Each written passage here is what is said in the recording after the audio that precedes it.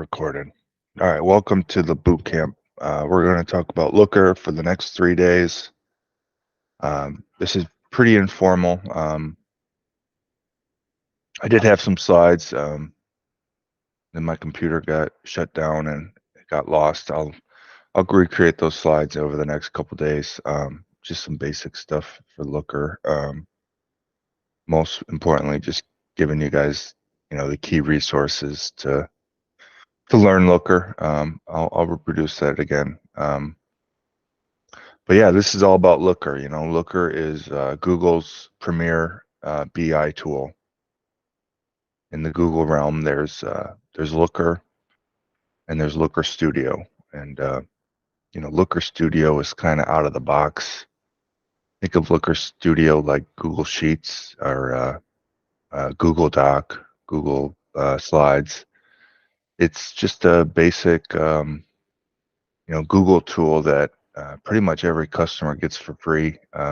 Does all the basics. And then there's Looker. Looker is the premier tool, self-service BI. It really competes with the best of the best, such as Power BI and Tableau. Looker's a great tool. I've been using it for 3 years. It's very powerful. There's quite a lot you can do with it. Learning Looker is a great thing. It's been great for my career. As long as you give yourself the time to learn it, you'll certainly learn it.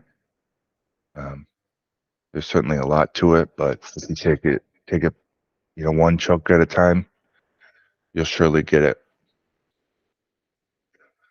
Let me share my screen.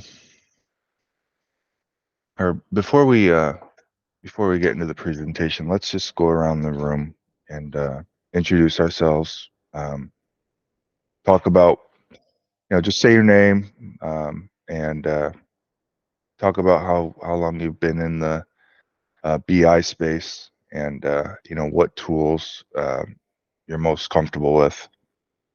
I'll go first. My name is Danny Richard. I've been at Maven Wave Evident for 3 years now. I'm a BI engineer. I mainly focus on BI tools and databases. SQL is my number one language.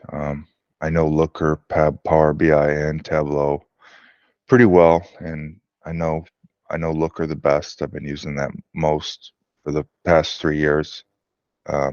I've been in the BI space for about 12 years, my entire working career. Definitely it's been a lot of change over the past 12 years. Started off as a really heavy SAS programmer. SAS is an analytics environment that has its own ecosystem. It has everything.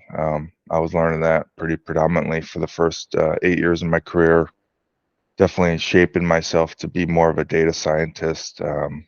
But ever since I've joined Evident, I've been a BI engineer. Definitely suits me well. When I think of BI engineer, it's databases and BI tools. That's really the expertise of a BI engineer. That's what you got to know. When it comes to databases, that's all SQL. I know there's Python out there, but in my strong opinion, as a BI engineer, you're going to use SQL 20 times more than you use Python, since every database language is SQL. When you learn SQL in one dialect, you've pretty much learned them all. There's only small nuances between them all. So, if you're good at SQL in one language, you're pretty much good with them all. And yeah, that's all I got. So why don't we share the mic and let somebody else introduce themselves.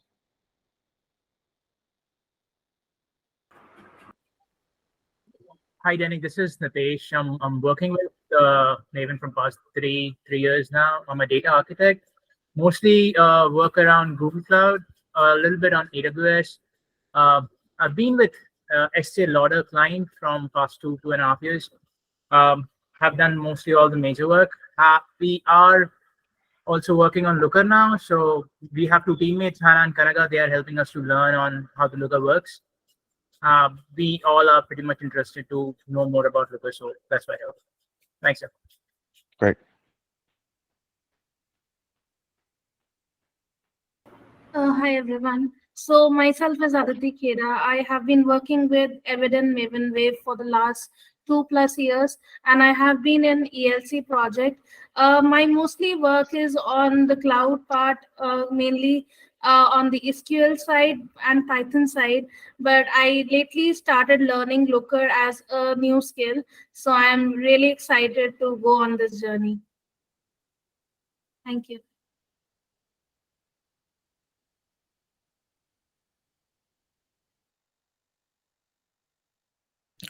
Hello, my name is Katie. I am a new cloud analyst at Evident, so I've been here for a little over a month, but I'm really excited to learn more about Looker. The tools I've used in the past, I've used Tableau before, back in college, and I know kind of like the basic levels of Python and SQL as well, so I've coded in those languages.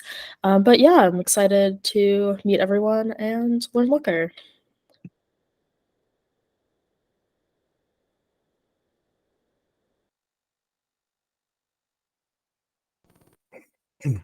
Hello, everyone. I'm Maurice. I'm part of Cloud Reach's Talent Academy. Been there for almost a year. Well, we work primarily with AWS and work with Python, and we're switching over to learning GCP, and haven't really had too much experience with Looker, but looking forward to learning it.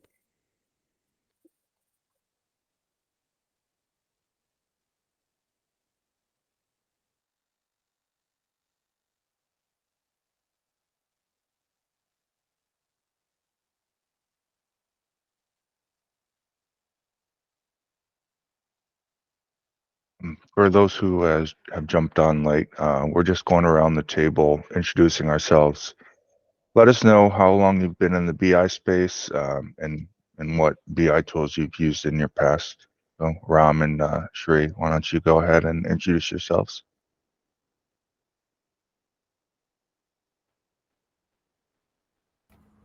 Hi everyone, myself Jyoti Dutt, and I have been experienced working in the Power BI dashboards for the past 1.5 years, and I'll be looking forward working on more projects related to Google, and hence I am excited to know about Looker as of now, so for my future assignments.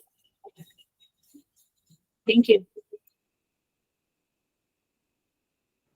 Hi everyone, myself Ram, and I have been working on the Google site on from past 1.5 years. Prior to it, have been on the working on different databases, IBM, Oracle, more on the backend side,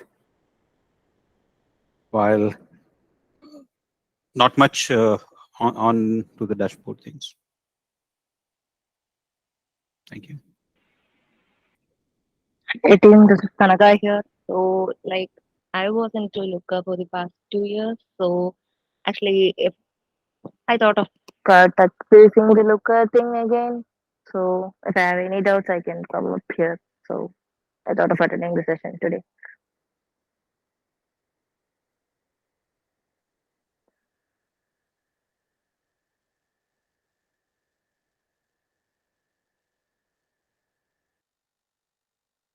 Okay. Well, welcome aboard, everyone. Let me share my screen. Let's get started.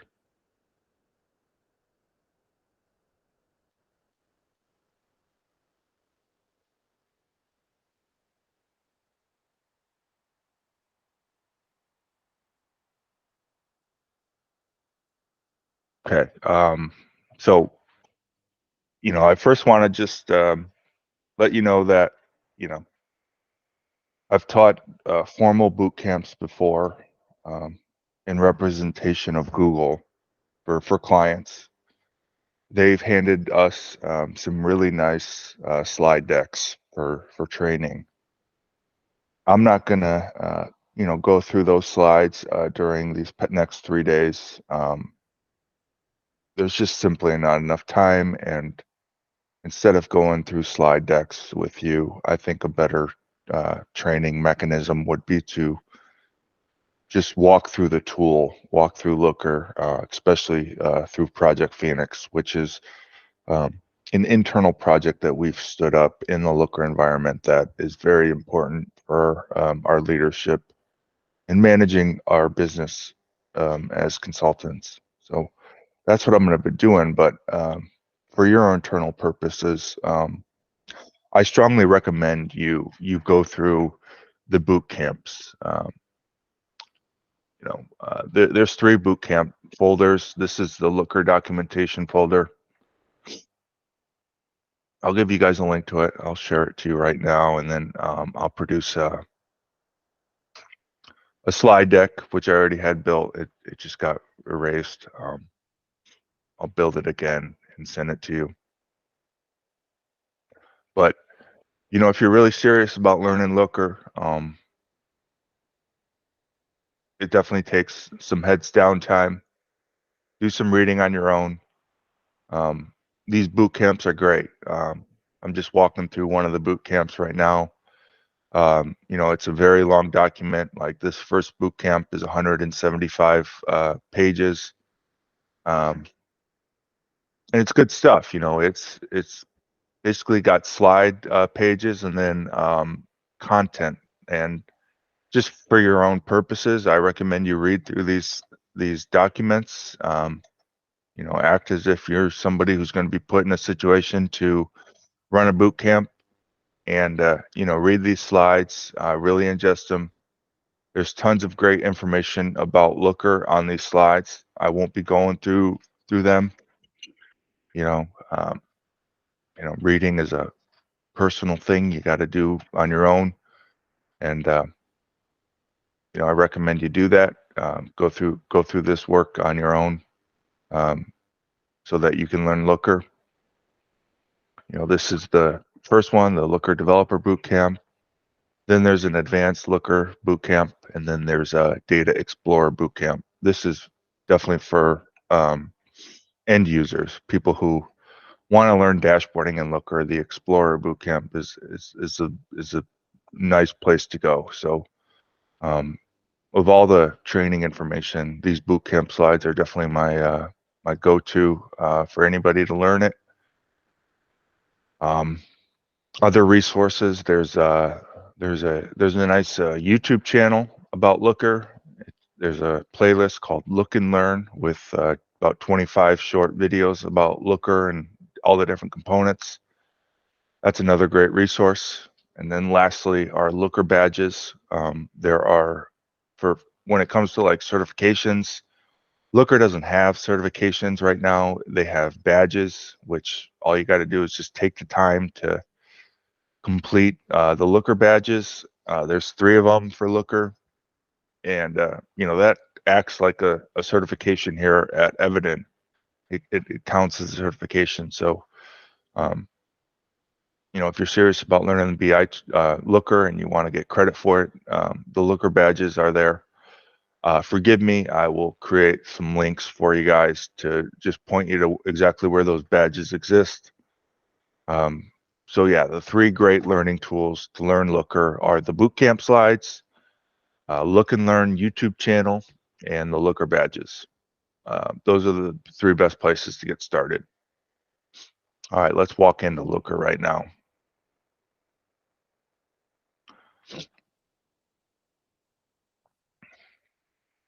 All right, this is Project Phoenix, and that's what we're going to be talking about mostly for the next 3 hours or 3 days. Project Phoenix is an internal project that I would say about 30 of us have contributed to over the past year and a half. It's an internal project. We've had tons of people join and come in. It's been a great platform for new people to learn Looker and get their feet wet right off the bat. Jump into a piece of Project Phoenix. contribute to the overall project and to learn Looker on top of that. So for all you who are new to Looker, welcome to Project Phoenix. Anyone's more than happy to join the project. If you need setup, just ping me after this meeting. I'll set you up in Phoenix. There's a ton of code. It's been around for a year and a half. There's a lot to it. So you can peruse through the code. You can peruse through the dashboards, dissect some things. Just a great way to learn Looker. So this is Project Phoenix homepage. It's simple, I don't know what you call it, but it's just a simple page. And it's got links, about 20 dashboards are linked to it. These are all the dashboards that are in production right now. And this is the suite of tools that, Todd Truesdell especially uses just to manage our business as consultants. We're a business, as most of us in this call are consultants.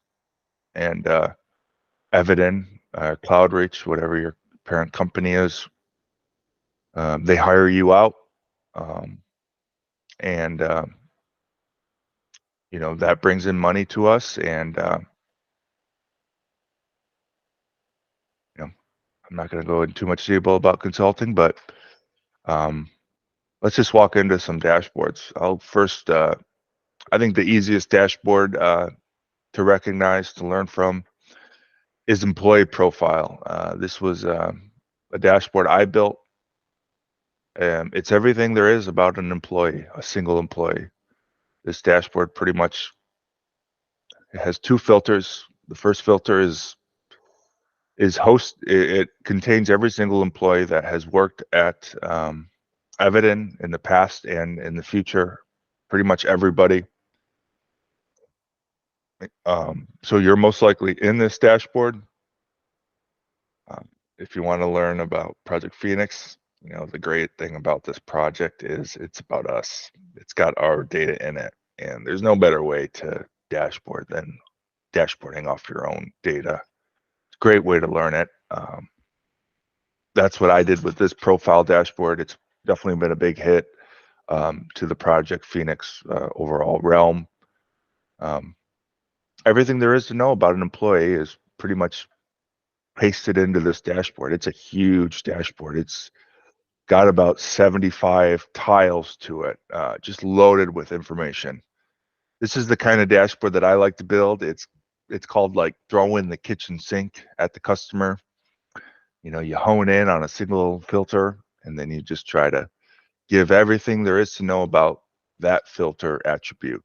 So this is the employee profile dashboard. I'm honed in on myself, Danny Richard, and as far as what Project Phoenix hosts as data, this is my attempt to put everything out there about myself. So this is high level who I am as far as the key KPI metrics.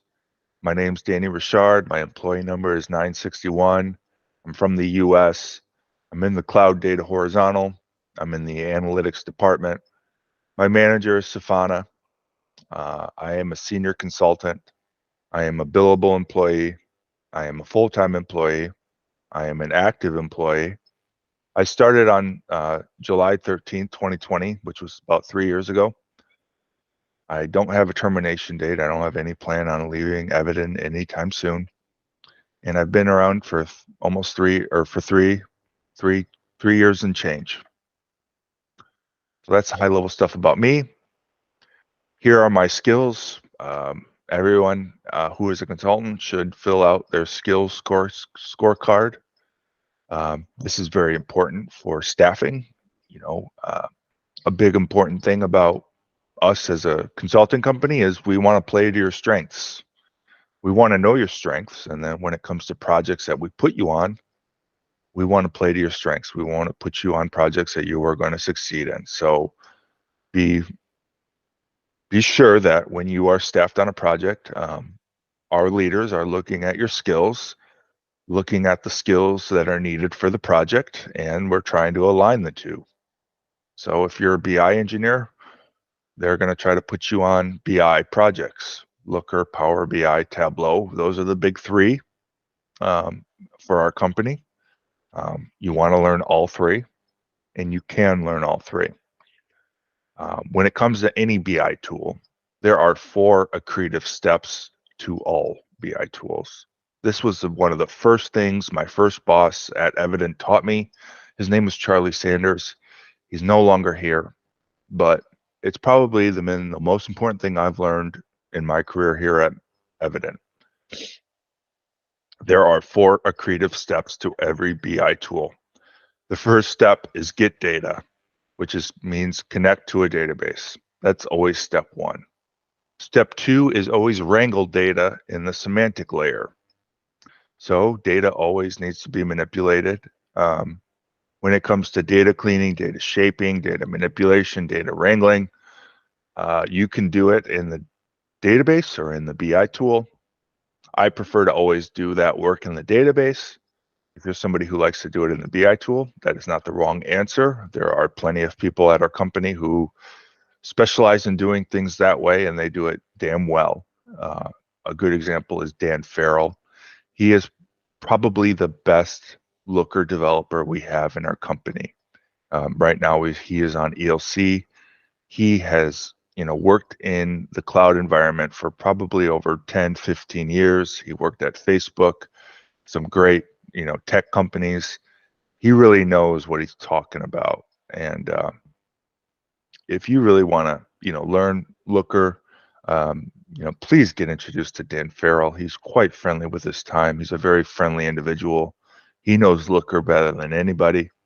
So if you know him, great. But he's the best resource to learn from. He is the top Looker guy in our company. So learn from him. He's on ELC right now. He's the one who's leading, the Lookers for the most part. So yeah, here are the skills. I've been at Evident for 3 years, and here's a list of all the projects that I've been on in my career, which it totals to 25. It's a great view of just all the conglomeration of my work. And another important thing about that I've learned from Project Phoenix, I've just learned it from Jonathan, from our leaders. And I give this advice to you. This is one of the most important things about consulting. So when you're on a project, you have bookings. Bookings are your expected hours that you're supposed to bill towards the client. Now, when you fill out your timesheet information every week, please be sure to always bill the exact same of what you're booked.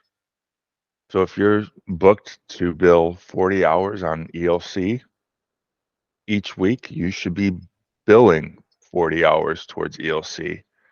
And hopefully at the end of your engagement, the total number of booked hours is the same as the total number of billed timesheet hours.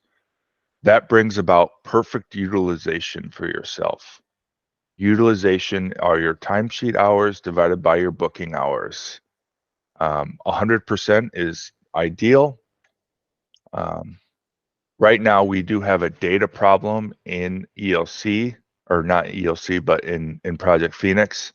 If you look at my top project, the last one that I completed, it had 1,248 booked hours for myself. And you can be sure that that's exactly what I billed throughout the tenure of my project. However, it only shows 240. That is simply a data error. We had an ETL problem that manifested yesterday in our data, which is currently being fixed by the data engineers.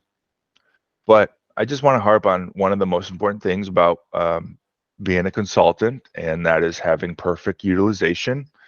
If you have perfect utilization, when you, at the end of your year, when you meet with Todd or whoever your leader is, and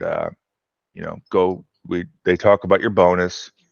The number one important factor that affects your bonus is your utilization, which is your timesheet hours divided by your booked hours. what percentage of what you were booked did you actually bill? If you were 100%, then our leaders are going to be very happy for you. What that means is all the money that was expected to be earned from you has been earned from you. And, there's nothing more that Evident can ask of you as a consulting than, bringing in all the money that was expected to be brought in from you. So every week I look at Project Phoenix. I look at this dashboard, employee profile for myself. I check out what my bookings are. What am I supposed to bill each week? And I make sure that I'm right on the dot. I book exactly what I'm billed, or I bill exactly what I'm booked. And I recommend you do that too. With Project Phoenix, there's a lot of KPIs that we've brought to the surface, and now we're trying to improve our business through awareness of such KPIs. And the big one is utilization. We want to increase company-wide utilization because that means more money will get brought into our company. Let's take, for instance, cloud data. Cloud data lost about $1.5 million last year as a result of money not being billed. Booking hours that are not being billed. We lost $1.5 million. Imagine if we got all that money, just how much bigger our bonuses would be and all. If we all come together and work to improve ourselves when it comes to KPIs, especially utilization, more money is going to be brought into the company, and I guarantee our bonuses are all going to be a lot bigger because of it. So, please learn from Phoenix. Please use Phoenix for yourself as a tool to, be the best consultant as you can be. And my number one harp is to always bill what you are booked and try to have perfect utilization throughout the year. So yeah, here's a Gantt chart of all the work that I've worked on over time. So 25 projects just over time over the course of 3 years. The blue are the billable projects. The gray are the non-billable. Here's just a stacked bar chart of all my timesheet hours. So, I usually work between 50 and 60 hours a week, never less than 40. But here's all the timesheet information that I filled out over the course of 3 years, segmented by project. So, all the color shows all the different projects that I've worked on. The reciprocal of timesheet hours is booking hours. Booking is what you are planned to work. This is, filled out not by you, but by our staffing people. This is what I have been booked over the course of my career. My latest project has been ELC, which you see in green. I was once on it for 20 hours, and then I was on it for 40 hours, and I haven't been on the project for the past 3 years or 3 weeks. So this is all the my bookings.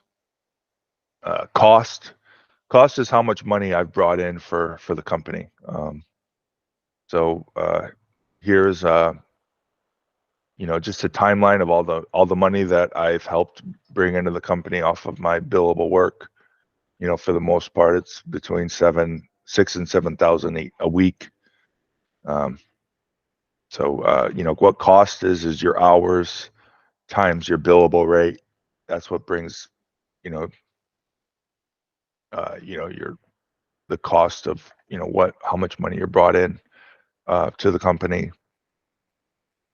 So yeah, I'm not going to go through all this, but just here's a great resource for yourself as an employee. Definitely shows off what Looker does. As a data visualization tool, Looker's not as pretty as Tableau and Power BI.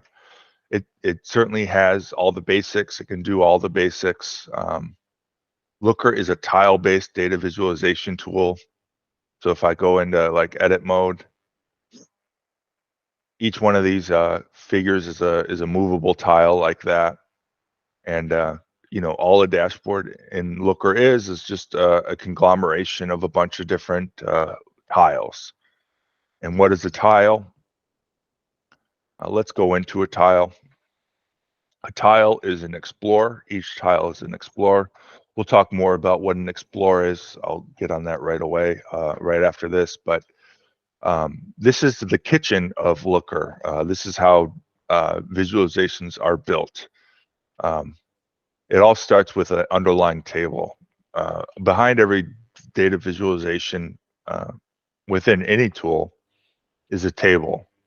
And here's the underlying table that brings about the data visualization that I clicked on. This is showing all of the projects that I've worked on in the past. Pretty simple table. It's got some conditional formatting in it. It starts off with 4 dimensions, and then it's got about 10 metrics going at the end. Blue stands for dimension, orange stands for metric. That's really a basic thing about, tables and any BI tool. There's always 2 things. There's dimensions and there's measures.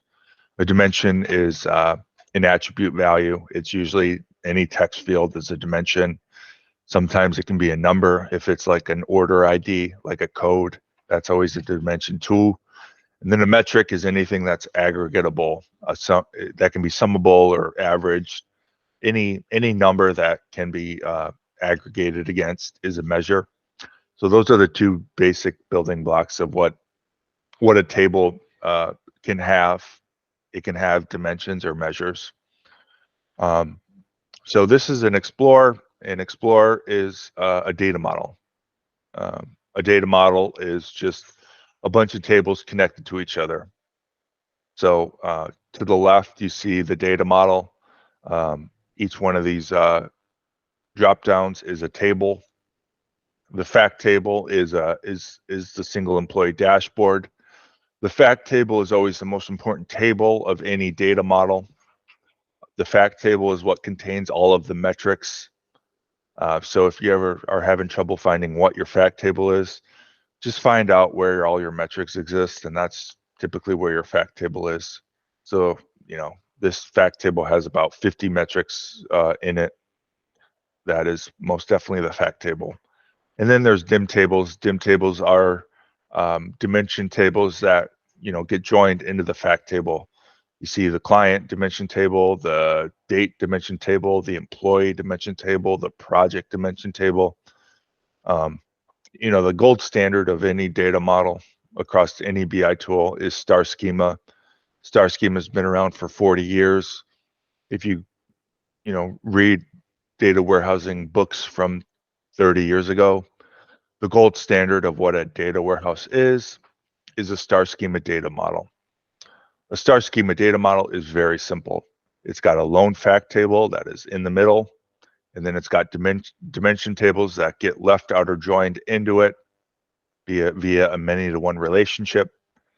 So in its conglomeration, a star schema data model is a beautiful thing. You can think of it as one giant table with every always at the same granularity, which is the granularity of the fact table. With a star schema data model, you start with a fact table and then you left outer join all the dimension tables in. When you left outer join those dimension tables in, you're never changing the granularity of the fact table. That means that no matter what field you use within the data model, you're never messing with the granularity. You're always going to get the correct metrics. When you build a star schema data model, you put yourself in a position where no matter what field I select in the dropdown, no matter what I use, no matter what unique combination of fields I use, it's always going to be the right answer. It's always going to be the right answer because the granularity is always fixed. When you're building data visualizations, obviously the last part is validation. And if you don't control for the granularity in your data model, that's where you're going to have a lot of issues with accuracy, and it's quite difficult to troubleshoot. So if you stick to star schema data model and always try to hold the granularity of your data model constant, meaning that when you join tables in, it never affects the granularity. It never reduces rows from the fact table. It never increases rows from the fact table. It always holds it constant. That means you're going to get a very accurate data model as a whole. So I always suggest you go for that.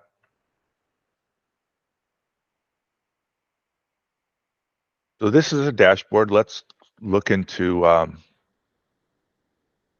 underneath the hood. What comes before data visualization and Looker is LookML. LookML is the semantic layer of Looker. Every BI tool has its own semantic layer. In Looker, it's called LookML. In Tableau, it's called VizQL. In Power BI, it's a combination of Power Query and DAX. And then Tableau also has Tableau Prep for data preparation. So here is a Looker project. We're kind of in the kitchen now of Looker, looking at what's underneath the hood, where project creation starts. Right now we're in Phoenix Reporting Dev, which is the Project Phoenix development project in Looker. And the two big components of any Looker project are view files and explore files. So the step one of Looker is to connect to a database. That's what every BI tool does. It connects to data in databases. Most BI tools can connect to any database. That's what Looker is. It's not any database. It's any modern database, especially any modern cloud database. So that means, of course, BigQuery, Redshift, Databricks, Snowflake, any Oracle, any MySQL, any Postgres, any modern database, Looker can connect to. And what makes Looker special is that, based on the dialect of the database of which you're connecting to, you don't necessarily have to learn the nuances of that dialect. Looker already knows all the nuances, so you have to just write the same code in Looker, and it will translate it on the fly to that specific database's dialect and get everything right for you. LookML is the name of the semantic layer, is the coding language inside Looker. All it is a derivation of SQL. So basically, LookML is just code that writes SQL code. And basically, all there consists of LookML is view files and explore files. It all starts with view files. That's step one after you connect to a database. So in the database are tables, and then a view file is just basically a see-through into a table. A table is persistent. It holds data, whereas a view is just the ingredients that make up a table. It's not. It's ephemeral. It doesn't hold the data of a table, but it points to a table. So when you call a view, it just says, build me this table on the fly, and that's what it does. So everything's called a view. You can't build a table in Looker. You can only build views. Basically, a view is just a connection to a table in a database. And we have tons of view files in this project. We have about 75. I just showed you all of them. Let's just go through a simple one. Let's go through single employee dashboard. This is pointing to a single table in a database. It starts off with, go ahead. Then can you increase the size? I'm sorry. Yeah. Thanks.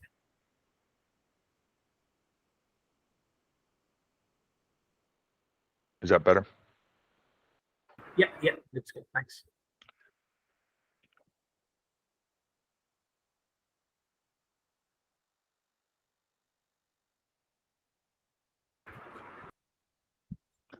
So this is a view file, and it's pretty simple. when you create a view file initially, you can just click this button and say create view from table, point to the exact table that you want to create a view file off of, and Looker will create most of the LookML for you on the fly. So all this LookML I didn't create. Looker creates most of it for you, but then you kind of add to it. It all starts with just pointing to a table name. So here's the database in BigQuery of which we're pointing to. It's called Enterprise Reporting Data. And the table is called Single Employee Dashboard. And then throughout this file, we're just defining dimensions and measures. You see dimension statements and you see measure statements. Like I said before, a table consists of dimensions and measures. And then when it comes to a view file in LookML, what you need to do is define every single dimension and every single measure. And these blocks are pretty simple. They're all pretty much the same. It starts with a type. A field type can be of string. It can be of number. It can be of sum. If it's a measure, it can be of average. Just basically the type. For every single view file, there's always one primary key, and that is extremely important to always define for every single view file. The most important thing of any table is the primary key. The primary key is the granularity or the uniqueness of a table. I strongly advise you, when you ever dive into a new table, the first question you should always ask for yourself about that table is, what is the primary key? So for this example, the primary key of this fact table is employee ID, date, project ID, and client ID. So once I know the primary key of a table, I now know what a single cell means in the table.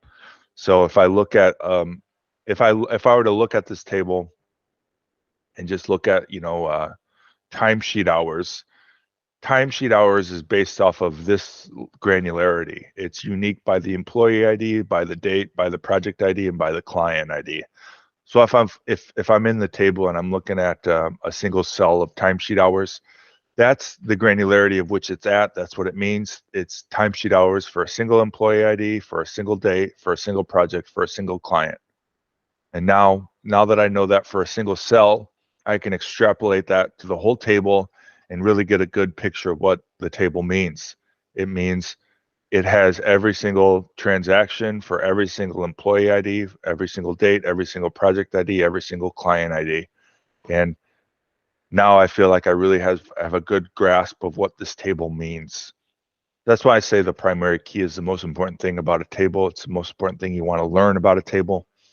I strongly advise you, when you're ever, into a new project and do a new table, the first thing you want to figure out is the granularity, the primary key.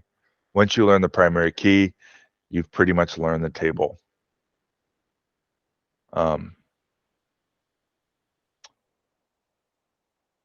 here's like a base dimension, billable hours, forecast dim. It's of type number. Now this is inherently a measure, but the first step of any measure that you define is you want to define the measure field first as a dimension. So that's what I do right here. Billable forecast hours pre. So this is inherently a measure, but the first step is defining it as a dimension, and then I build a measure off of this. I'll show you that right now.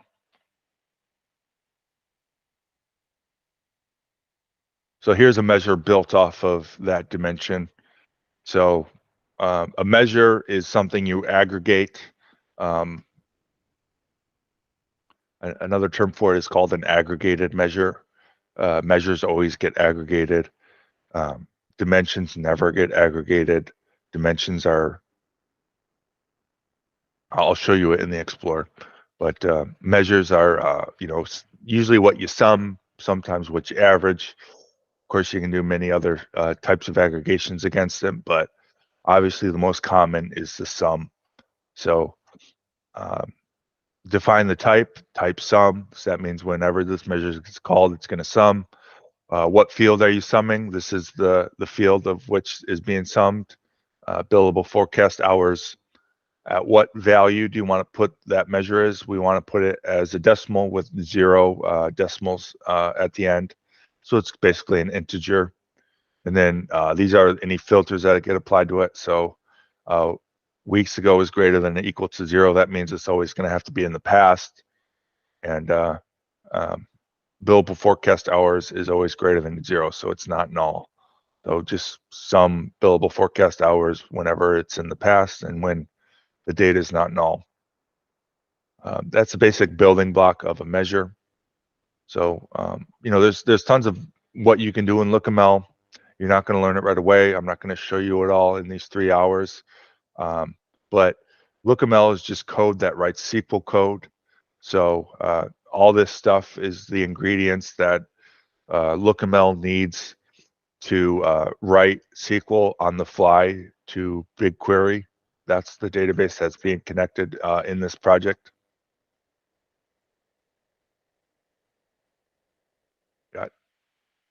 We got 9 minutes for the rest of the day.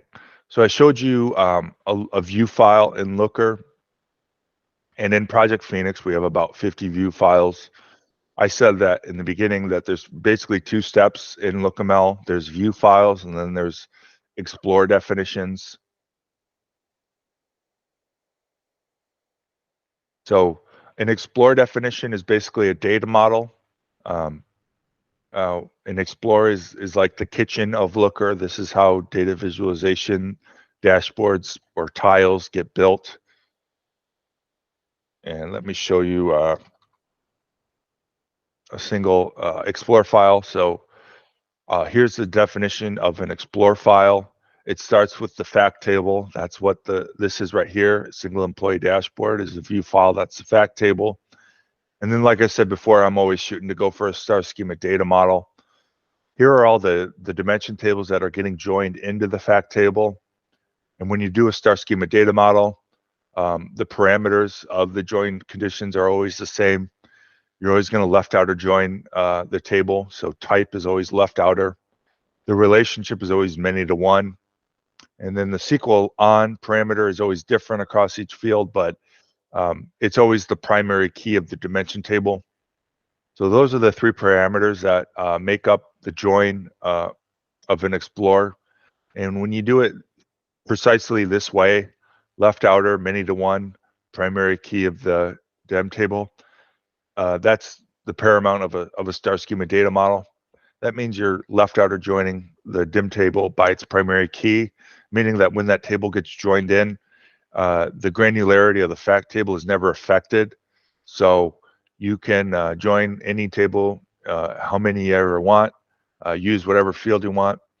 You're never messing with the granularity. You're never messing with the integrity of the data.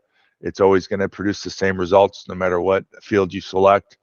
So when you do star schema, you put yourself in a position and the business user in a position to build explorers that are always going to be right. Let's walk into an Explorer now. So I just showed you what the Explorer definition of single employee dashboard is. And now we'll show you what that looks like. So an Explorer is the kitchen of Looker. It's where visualizations get built. This is what an Explorer pane is. So here is the Explorer definition, all in code. Starts with this fact table, a single employee dashboard, and it's got tons of dimensions into it. And if I go to the left, I see single employee dashboard as my fact table. It's got tons of fields in it, and it's got tons of measures in it. And then I got all of these dimension tables in here too. So single employee dashboard is a very special Explorer model for Project Phoenix. I've worked on this project for long enough, and then my objective for this Explore model was to take all of the data in Project Phoenix and turn it into one data model, and it does a good job of this. This is a huge data model. It's got about 20 tables in it. It's got almost all of the data in Project Phoenix into it in one single Explorer definition. So all of you are more than welcome to jump right into Project Phoenix. And I was helping Maurice yesterday with getting up to speed with Project Phoenix. I pointed to him to this Explorer, and I told him just to play around, drag and drop some fields into it. I'll show you what it looks like. So if I were to select week and let's say a single a measure, so let's do timesheet hours. I click run.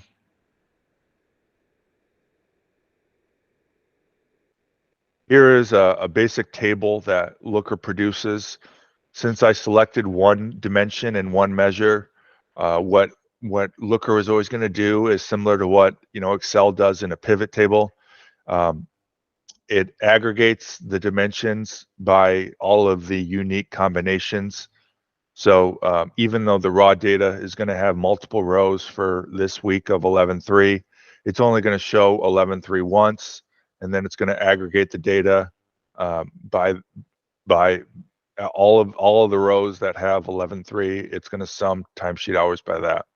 Now, this is in the future, and timesheet hours is only in the past. Let's add another filter so that we're only showing data in the past. And I know this data like the back of my hand. If I do greater than or equal to 1,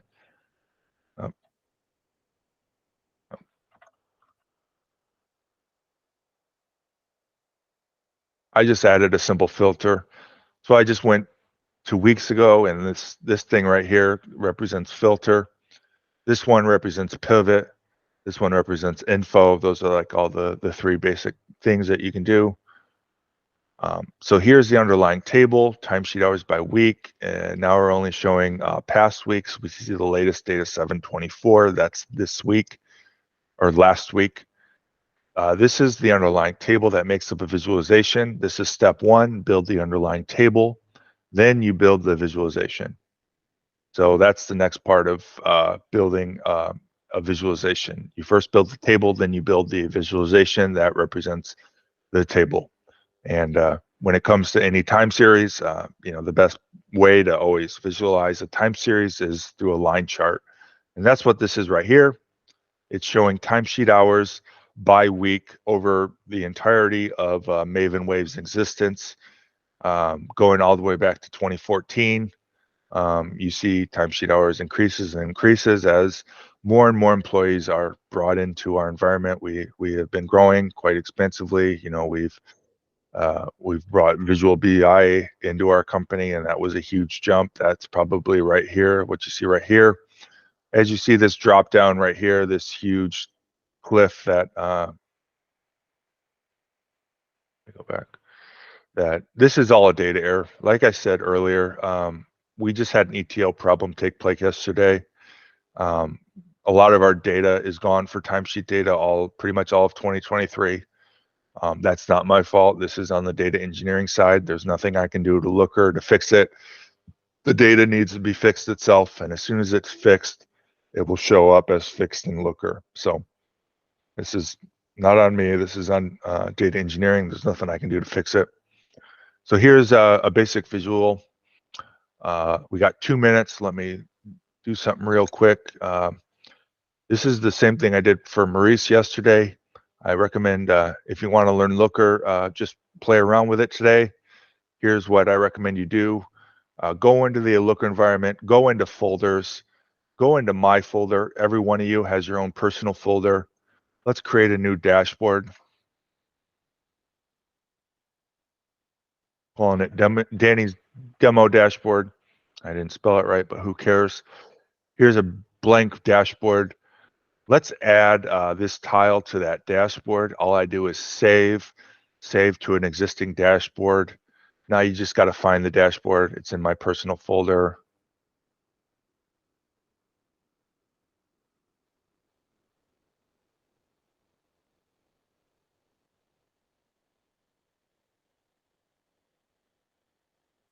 Why isn't it showing up? There it is. So let's save it there.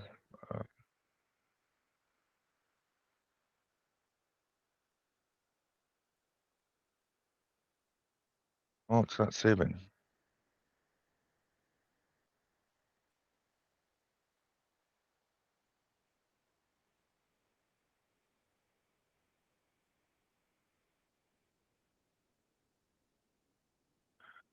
Something's going on. But that's the basic thing. I'll figure it out and show it to you tomorrow. This is what I did for Maurice yesterday, and now he's just off building visuals only for his own personal satisfaction to learn the data visualization realm in Looker. That's what I recommend you do. Just build a random dashboard. Just start playing around. That's the best way to learn any tool, is just to jump right in and do things on your own. Nobody cares what you're building. It's not for anybody but yourself, for your own learning purposes. Yeah, it's 9 o'clock, so we'll start off. We'll kick right back tomorrow at 8 o'clock. Thank you for joining this session, and if you have any questions, please ping me. If you want me to talk about anything, please let me know, and I'll mention it tomorrow or Thursday. Yeah, please come back tomorrow, and we'll talk more about Looker, most notably Project Phoenix. Like I said in the very beginning, there's tons of documentation. I'm not going to go through that documentation. That's too boring. I'd rather walk you through an actual project, and that's what I'm doing with Project Phoenix. I really hope you guys appreciate that learning style rather than going through slides. If you want to go through slides, just go through it on your own. It's just basic reading. You certainly will learn a lot through that. I will produce some PowerPoint documents for you, just with links to everything, and I'll get that to you tomorrow. So that adjourns today's session, and please come back for tomorrow. We'll keep learning Looker. I hope you guys benefited from this hour, and we'll see you tomorrow. Thanks, Danny. We'll catch you tomorrow. Thank you, Danny. Bye. Thank you. Thanks, Danny. Thanks, Danny. Take care. Thank you.